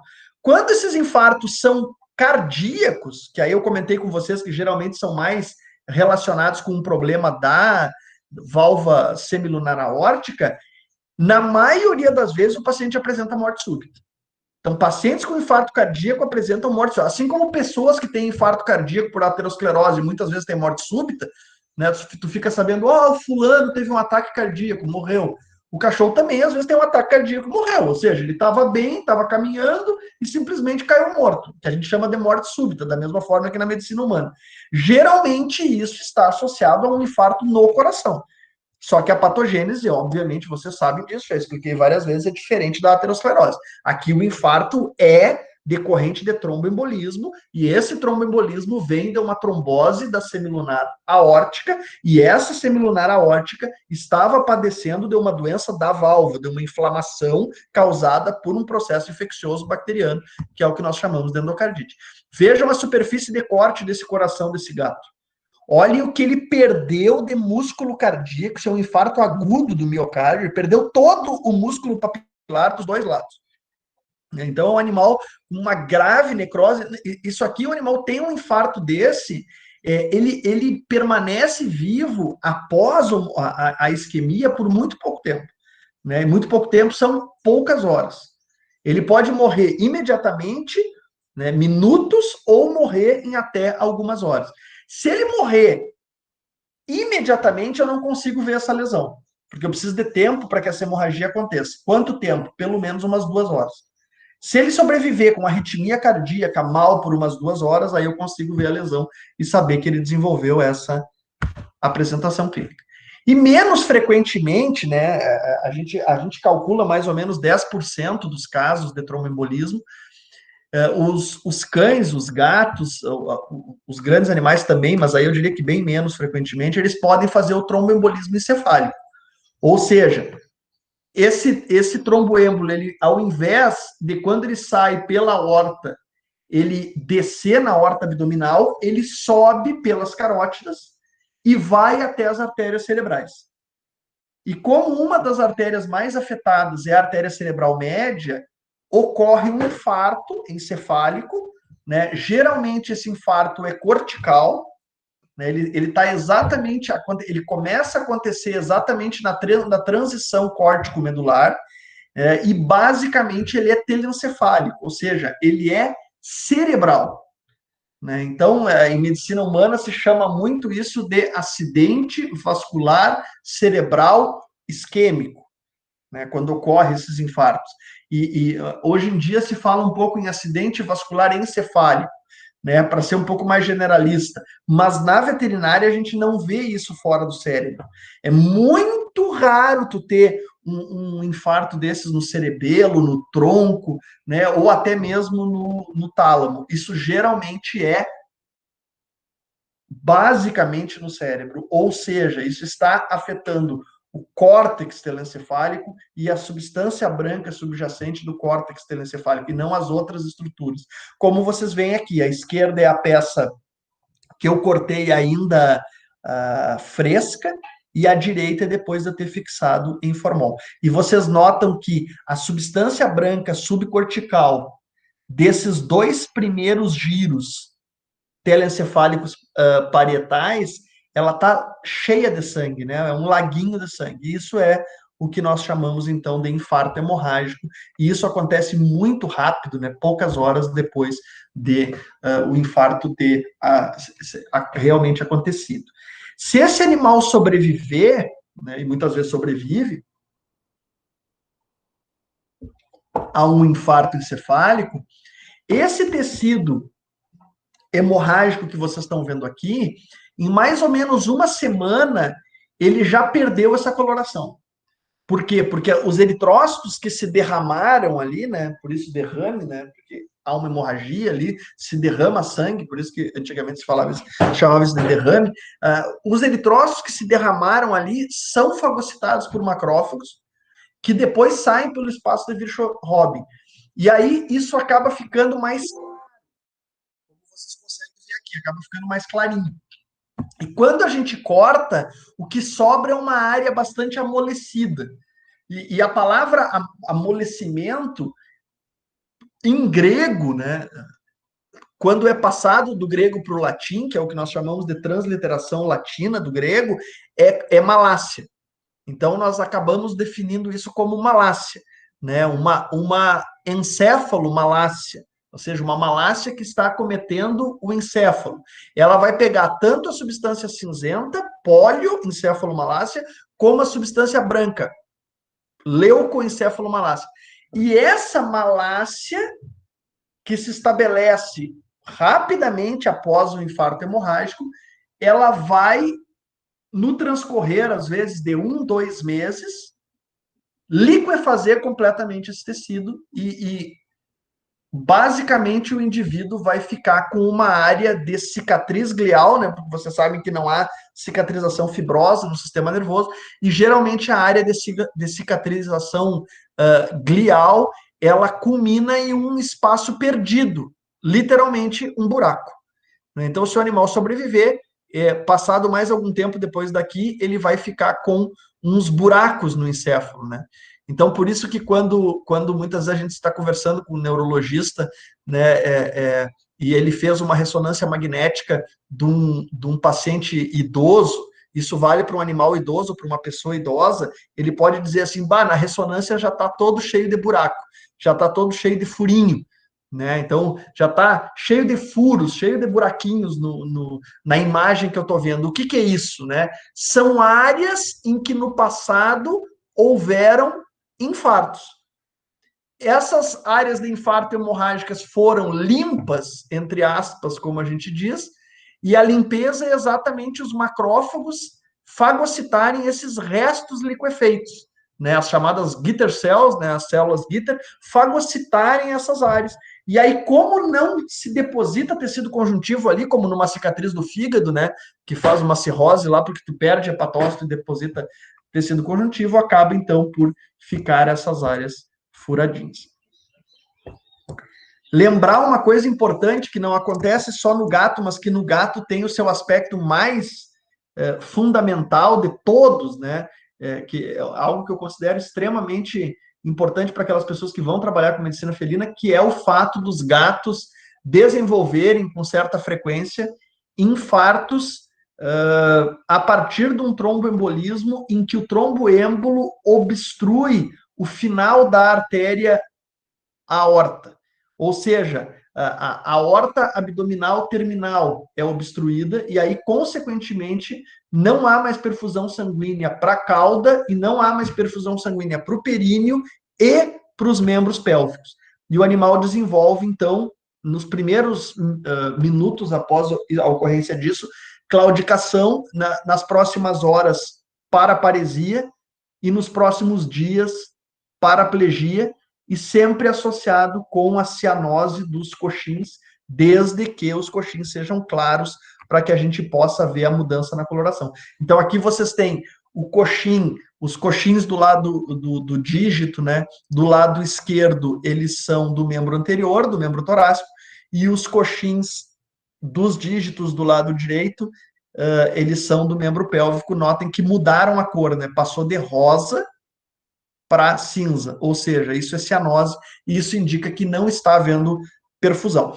Se esse animal for pigmentado, ou seja, se for um gato melanizado, né, melânico, se for um gato preto, se for um gato cinza, por exemplo, eu não vou poder ver, não posso ver cinza em cima de cinza, eu não posso ver cinza no preto. Então aí eu vou utilizar outros critérios, por exemplo, a temperatura. Eu vou pegar na patinha da frente, ela vai estar quentinha, né? E eu vou pegar na patinha de trás, ela vai estar gelada. Essa é uma outra forma também de suspeitar de que não está havendo perfusão no membro. Se o animal, por exemplo, estiver molhado, né? Isso já aconteceu comigo.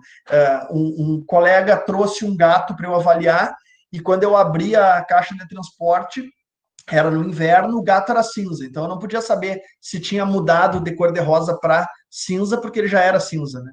E aí, quando eu fui pegar o gato, ele tinha se urinado, e como estava frio, ele estava todo gelado, né? Porque a urina acabou resfriando e deixou o posterior, o anterior, o corpo dele todo gelado, então também não serve.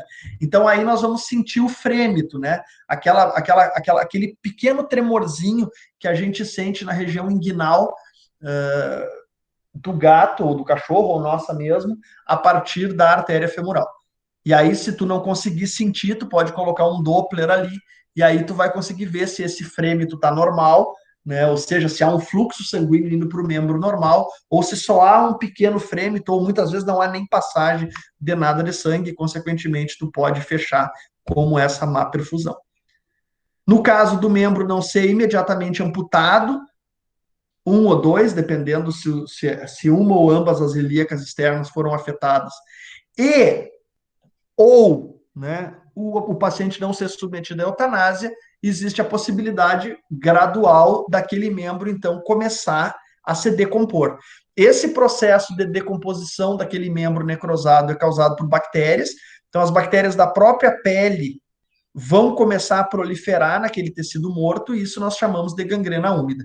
E vai chegar um momento, né, nessa gangrena, que o paciente ele vai começar a ficar incomodado, não apenas pelo fato dele não sentir os membros, né, porque ele não sente os membros, dele ter que arrastar aqueles membros, de ter um cheiro muito ruim ali, e aí ele vai começar a se morder, né, e aí literalmente ele vai se mutilar, ele vai se arrancar os pedaços, porque ele não sente dor, né.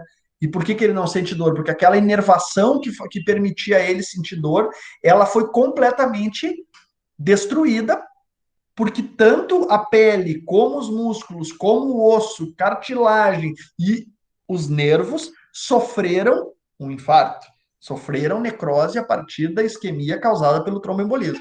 Então o animal vai acabar comendo, né, os próprios membros, e isso a gente obviamente deve evitar, e as maneiras de evitar isso incluem a amputação dos membros ou a eutanásia do paciente. Aqui um caso em que houve a gangrena do membro, mas a extremidade distal, por ter uma quantidade menor de líquido, né, por ser um tecido que tem pouco músculo e basicamente tem pele e osso e os vasos e tal, a tendência é que nos dígitos a gangrena seja seca. Você sabe que a bactéria não consegue proliferar se não tem líquido, né? Então, por isso que a gente trata feridas, por exemplo, com açúcar. O açúcar é higroscópico, ele tira o líquido. Aí a bactéria não consegue proliferar. Então, se eu tenho um infarto de um dedo, né, como acontece mais nos humanos, por exemplo, a tendência é que aquele dedo sofra gangrena seca. Ou seja, ele vai mumificar. E as bactérias não conseguem proliferar ali porque está sequinho. Só que se o infarto é de uma mão, ou se o infarto é de um braço, ou se é de um pé ou de uma perna, que eu já tenho uma musculatura naquele tecido, e aquela musculatura vai reter o líquido, aí as bactérias vão conseguir proliferar. Então, quem dita se a gangrena vai ser seca ou vai ser úmida é a presença da bactéria. Na seca, se alguém perguntar para vocês qual é a diferença de gangrena seca e gangrena úmida, é basicamente que na seca não tem bactéria e na úmida tem bactéria. O que faz a seca não ter bactéria e a úmida ter bactéria? A presença do líquido. O que faz haver líquido para que a gangrena seja seca ou úmida? O tipo de tecido. Se tu tá escalando o Everest e começa a ter necrosar as orelhas, a ponta do nariz e os dedos, não tem como bactéria proliferar ali, porque ali tem pouca umidade. Então, tu vai ter gangrena seca de orelha, de ponta de nariz e de dedo. Agora, se tu tem um membro, né, de um animal, ou se tu tem uma glândula mamária de uma vaca, por exemplo, que está com mastite, né, então tu tem uma vaca com mastite e necrosa o tecido mamário, as bactérias da própria mastite vão fazer o processo putrefativo, e aí tu vai ter uma gangrena na glândula mamária. Por quê? Porque ali tem leite, leite é líquido, e as bactérias conseguem se proliferar ali, ou num membro, etc.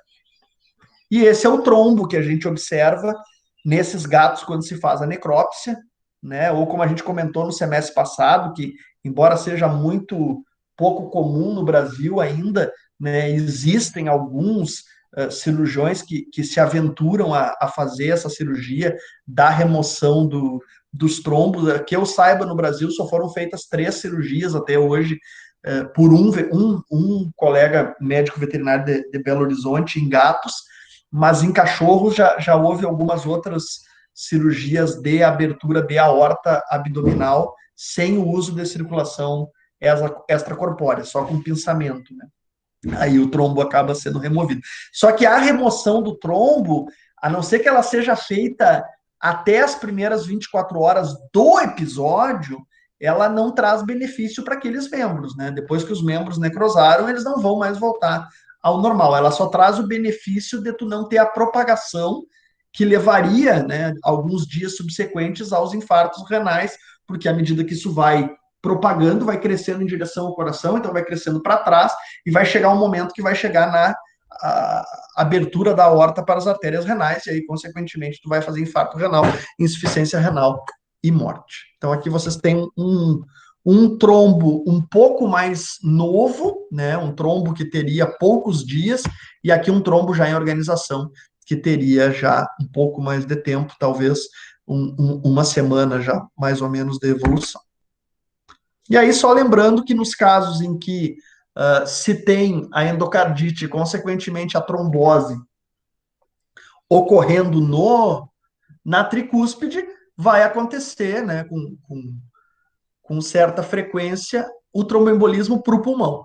E aí, se muitos tromboêmbolos chegarem no pulmão, por mais que exista uma dupla circulação pulmonar, né, que parte do sangue do pulmão vem da artéria brônquica e parte do sangue vem dos ramos da artéria brônquica e dos ramos da veia pulmonar, é claro que se muitos ramos da artéria pulmonar, desculpe, da artéria pulmonar, muitos ramos da artéria pulmonar comecem a ficar entupidos, né, por esses tromboêmbolos, obviamente vai acabar não sendo suficiente a irrigação vinda pelos ramos da artéria bronquial e, consequentemente, nós vamos ter infarto pulmonar, como vocês conseguem ver aqui.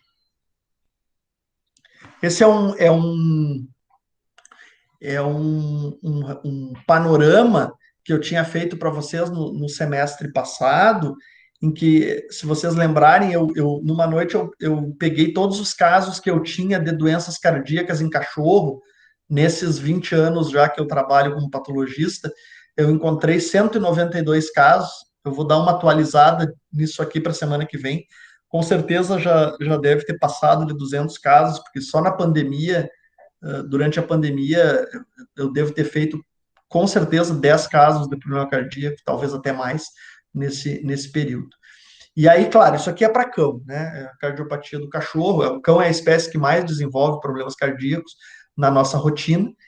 E aí era para dar um panorama para vocês a partir do que a gente estava vendo, né? Então a gente viu, falamos umas 3 aulas das endocardiopatias, se vocês lembrarem, né? Falamos muito da degeneração mixomatosa, a famosa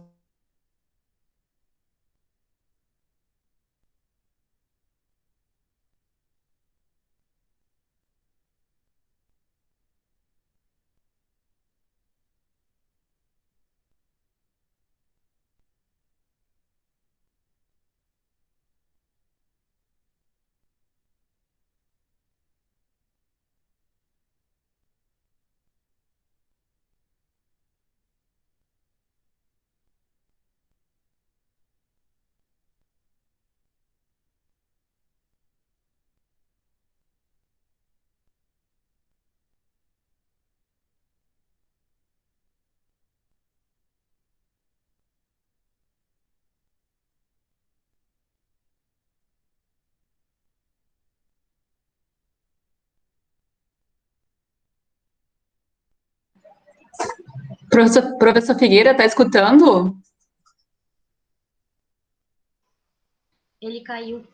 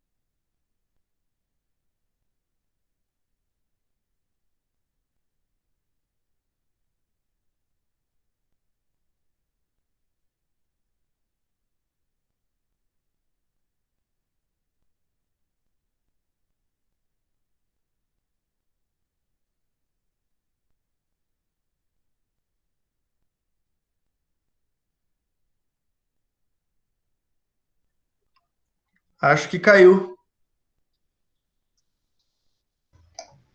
Parece. Na verdade, eu não liguei na luz do computador, né? Aí acabou a bateria.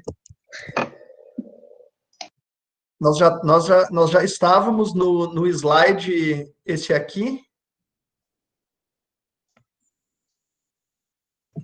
Era o slide que tinha as porcentagens das doenças em cães, professor. Vou colocar ele de novo, só para a gente dar finalizar.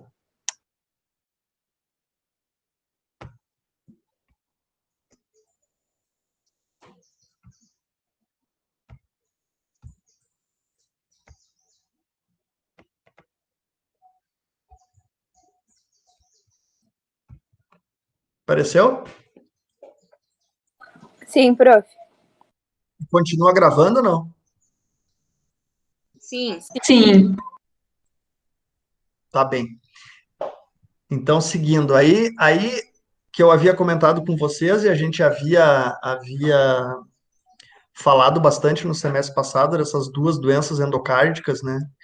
Que são muito prevalentes, assim, e que quem for trabalhar principalmente quem for trabalhar com medicina de cachorro, vai ter que conhecer mais a fundo, né, os protocolos que se usa hoje, principalmente para tratar, né?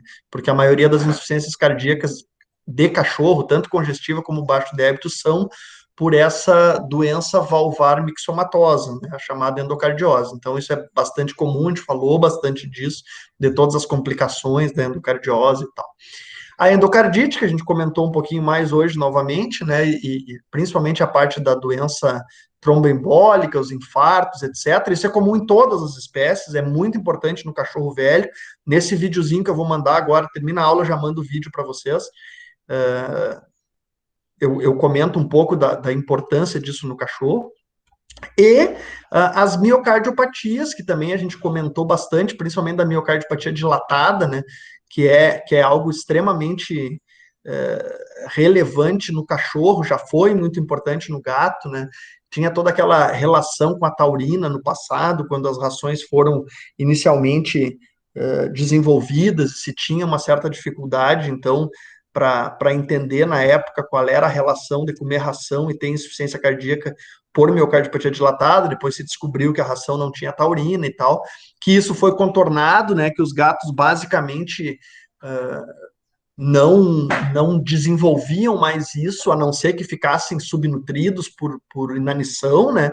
Então, que a gente só via miocardiopatia dilatada nos últimos anos, a gente só vê miocardiopatia dilatada em gatos que, por algum motivo, ficaram presos em algum lugar, não conseguem comer, então eles não têm a taurina. Eles sobrevivem, por exemplo, tomando água, né? Um gato consegue sobreviver muito tempo sem comer.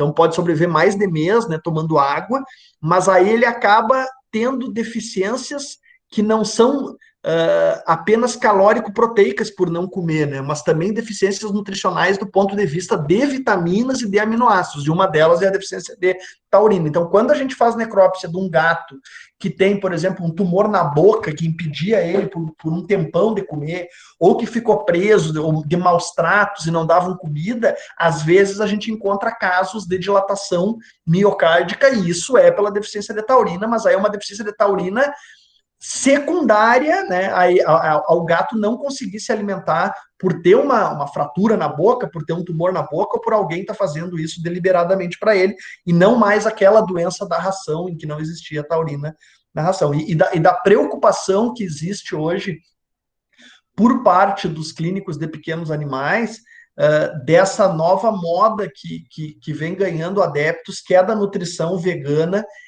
tanto no cão como no gato, né? Mas que no gato acaba tendo muitas vezes o seu auge nisso, né? Já tem vários casos nos Estados Unidos descritos de gatos veganos, né? Que o proprietário, então, por ser vegano, insistia que o animal tivesse uma alimentação totalmente restrita em proteína animal, e aí, consequentemente, se não houver suplementação de taurina, né?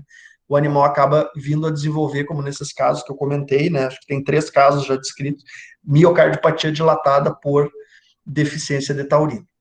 E aí a gente tinha parado, e se eu não me engano, a gente não teve, a gente não falou especificamente numa aula de miocardiopatia hipertrófica, que aí é a minha ideia para quarta-feira que vem, e não falamos também nos tumores cardíacos, que aí a minha ideia é para sexta-feira que vem.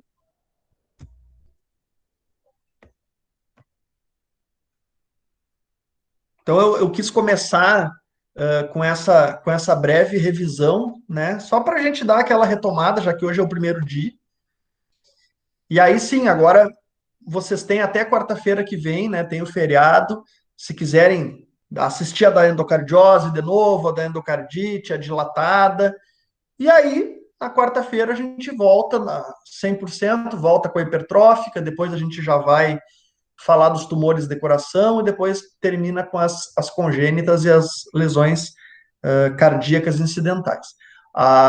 Uma outra coisa que eu ia comentar, então, é que eu vou mandar esse vídeo para vocês agora que eu fiz ali na sala de necrópsia, falando um pouco de um caso de endocardite, né? É um caso específico de endocardite causado por um mecanismo específico. Existem outras situações, a endocardite dá por problema na boca, endocardite tem várias coisas que fazem endocardite em cachorro. Essa é só mais uma, mas eu achei importante até para a gente ter a real proporção de o quanto a endocardite é importante para vocês. Eu confesso, assim, ó, eu digo que eu já peguei um pouco o jeito para dar as aulas assim, mas imagina, eu já peguei um pouco o jeito e esqueci de ligar o computador na luz, né? Então, tu imagina se eu não tivesse pego, né, o jeito. Então, né? Quando eu acho que eu peguei o jeito, eu faço uma cagada primária e aí a aula cai. Nessa parte que eu vou mandar para vocês de coisas na necrópsia, gente, é mais difícil, entende? Eu estou na sala de necrópsia, então, assim, às vezes eu quero dizer de uma maneira, mas não fica assim. Então, assim, eu não sou ator, então não imagine que vai ser um vídeo lindo, perfeito, com música ao fundo. Não é o que eu estou conseguindo fazer, tá? Mas escutem, eu acho que eu vou fazer uns vídeos para vocês, vocês vão ver um monte de coisa que vocês não veriam normalmente, né? Eu vou filmar as coisas e tal, vou tentar fazer tudo curtinho, mas vai ter coisa, às vezes um passa na frente da câmera, né? A voz tá horrível, daqui a pouco a câmera chega perto de mim, a voz fica boa, daqui a pouco a câmera fica horrível de novo. Só que assim, se eu for me preocupar em deixar o vídeo perfeito, aí eu me conheço. Vocês vão receber o vídeo nunca. Porque aí fica assim, não, eu vou dar uma arrumadinha porque não ficou bem bom. E aí eu vou ter outras coisas para fazer e nunca vocês vão receber nada. Então vão ser...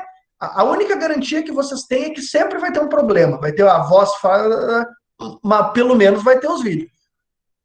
Se não gostar, paciência, não sou ator, né? Vou tentar fazer da melhor maneira possível. E aí, agora, terça-feira eu já mando o convite para a aula de quarta-feira. E daqui a pouco eu já mando os vídeos para vocês. Qualquer dúvida, a gente vai se falando. Professor, Eu tenho uma dúvida. A respeito de trombose venosa e arterial, é o que o senhor comentou na aula antiga mesmo? Eu não ia voltar a falar de trombose venosa e arterial, porque geralmente trombose venosa e arterial é algo que eu dou na patologia geral. Eu sei que vocês não tiveram, né? A gente teve uma aula menos eu me proponho a gravar e a aula para vocês, mas não no horário da aula, né? Eu gravo a aula de trombose, porque eu vou dar aula de trombose venosa e arterial para patologia geral daqui a 2 semanas.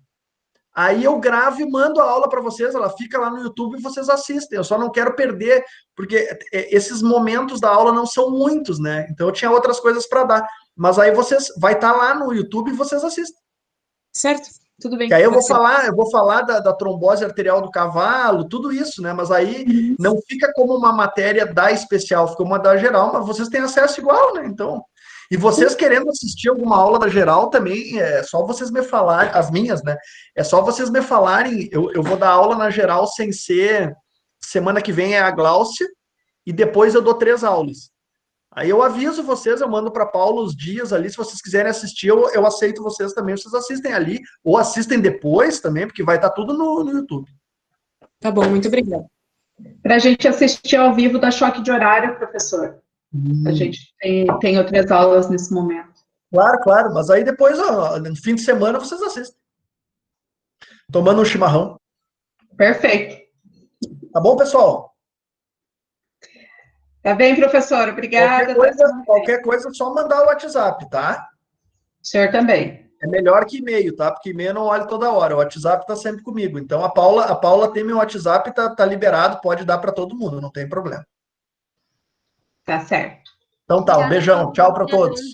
Bom feriadão. Obrigada, professor. Até semana que vem. Aproveitem para descansar. Tchau, tchau.